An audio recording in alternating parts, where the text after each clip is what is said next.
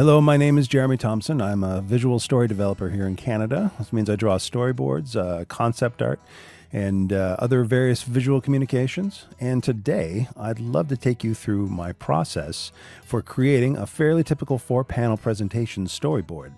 Now, because of client confidentiality and NDAs, I can't use real storyboards for this demonstration. So I put together a mock commercial for an insurance company instead. So the concept centers around the daughter who accidentally drives the car in with an oil light on.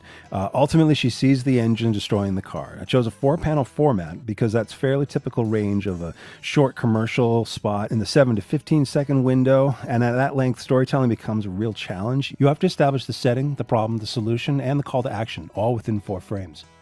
So everything starts with the script or creative brief, which usually comes in from a producer, client, and sometimes it comes from the director directly. No matter the source, clear communication at the beginning is critical. One of my first priorities is setting expectations and kind of understanding how that person likes to work.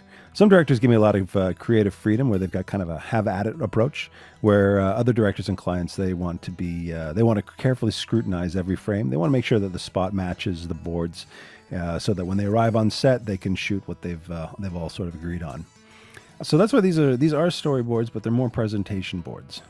So after I've broken down the script and just kind of figured out what needs to be told, the first thing I'll do here is start roughing out the staging, the camera angles, definitely the body language, and just the overall storytelling.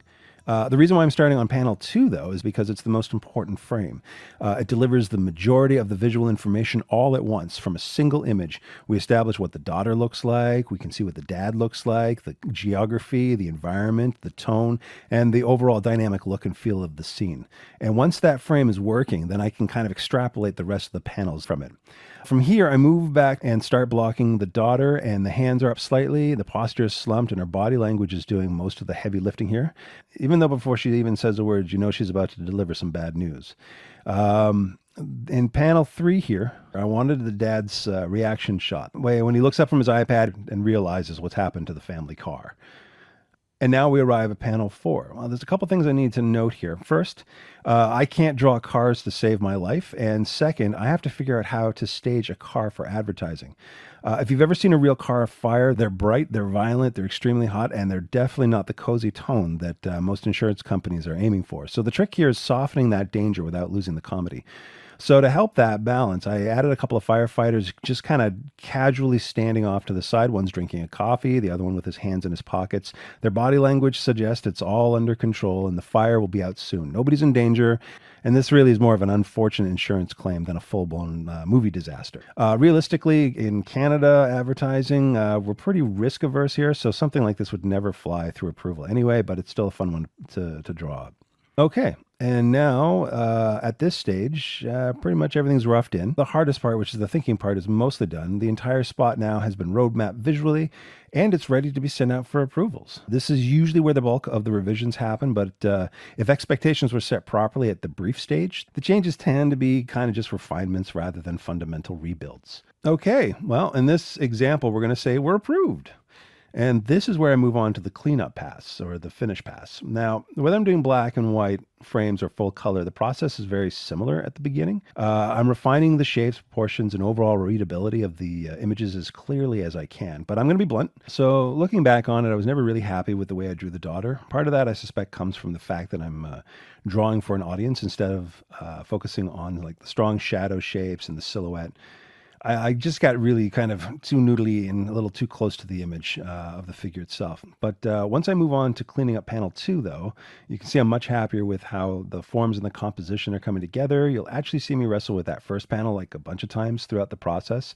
And I honestly felt it was important to leave that in this video because I think every artist runs into this problem eventually. There's this strange paralysis that comes with too much choice. There are so many ways to approach a drawing that sometimes you just stop knowing which is actually right, and then you start second guessing it. And then there's this other phenomenon, which I hope it's not just me. I'm pretty sure all artists go through it, but your brain kind of says, yep, no, that's probably good enough. And then you manage to convince yourself, yeah, no, it's great. Just move on. You'll be fine. It's great. And then, of course, In the back of that same brain is the duplicity, the duality of your brain is that you're like, nope, that's you.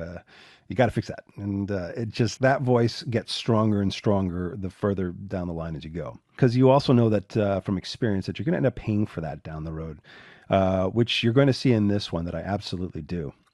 So the next section is where I really wanted to highlight some of the tool sets inside of Rebelle, specifically the path and the ruler system. So using vector paths, this thing really is awesome. You can actually create custom French curves, circles, line structures, all that sort of stuff. You can pull in vectors from like Illustrator or Affinity. What's really impressive is that you can even just use the default tools. They're like super flexible. I actually referenced a photo of my old Hyundai Elantra. I went outside and took a photo of it in the same position, and then traced on top of it. And you can see that using just the circle to go with the constraints off to draw the entire vehicle in no time.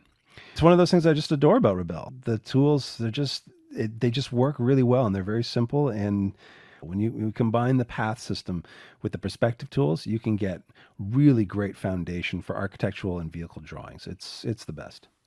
And now we move on to colors. So the approach to black and white, I think I mentioned before, is that the color is actually very similar. At the end of the day, it all comes down to contrast, and you're making sure the viewer gets one, maybe two clear priority reads within the frame. You'll notice that I often frame or isolate the subject's head. I'd kind of frame it up. Want to naturally guide the eye to the two main reads. The goal is always clarity. I want to make sure the image is easy and as readable as possible. Years ago, a typographer taught me, he said, our job is to make things easy to view, not difficult. And if the eye has problems reading the word, then the likelihood of that eye turning away is very, very high. That's our job, is to make things easy to read and all in the service of communication. So also for this spot, and what I generally do is I try to keep the color palette kind of limited. That really helps maintain that sort of visual hierarchy. It's a bit of the classics, 60, 30, 10% rule, where I'm trying to keep everything relatively bright also and approachable, which tends to work really well in advertising. With the car specifically, I wanted to subconsciously tie in the dad by sharing similar color cues. His bright shirt is also very similar to the car as well. So there's a bit of an association between the two. And from there, I start building shadows and highlights and start giving more forms and definition, depth and more dimensionality. And one of the biggest challenges with storyboarding is that not only is it labor intensive, it has to be done very quickly. And in my experience, entire productions are sometimes waiting on these boards before they can properly move forward. Most commercials are shot like in 1 or 2 days. And the last thing a client wants is they want to burn money without, setting out a clear plan. So because of that, I find storyboard timelines can be extremely compressed. I've had projects where I've been asked to produce large number of boards in like just a couple of days. And in one particular case, when I was working agency side, I was actually asked to produce a full 6-color panel in 1 hour before their meeting with their client. Definitely not the norm, but it gives you an idea of just sort of how wild the pace can be. You got to be prepared for that. Because storyboarding is such a laborious, intensive process, efficiency really is the number one thing. It's certainly king. When I first started out, someone told me you got to get fast and then you get good. But I'd argue that I'm still working on both of those even today. Now going back to the daughter drawing, you can see that that composition wasn't working for me. The way she was drawing wasn't working. If it had been a real world deadline crunch, there's a real good chance I would have just left it out exactly as it was. As I mentioned earlier, storyboarding is less about creating the perfect artwork, and it's really about communication. And technically, the board was already doing its job. The problem was that it just kept bothering me. So I continued working, and you can notice that I've got a little more issues I wanted to adjust around from the other panels. And since this wasn't tied to a real deadline, I allowed myself just to go back and polish it just a little bit further. But this raises one of the constant battles in drawings. Like, when is something actually finished? And I know I always keep refining on the images, adding details, adjusting shapes, and improving lightings, but eventually you got to stop. And there's a quote that's always been rattling in the back of my head, and it's art is never finished, it's only abandoned. And that can't be more true. Like, you just got to stop at some point. That feeling is especially true in commercial art, especially when deadlines are ultimately the deciding factor for you. So over time, I've tried to structure my workflow so that the boards are always functional at some stage. So that way, if a client suddenly needs things faster, which absolutely does happen, I can quickly tidy a few areas and then send the boards off, and they'll still successfully communicate the idea that we're all going for. And in production, schedule changes constantly. Timelines can suddenly shrink because of decisions that you weren't even involved in. But with so much money riding on these shoots, the adaptability really is king and becomes a big part of the job.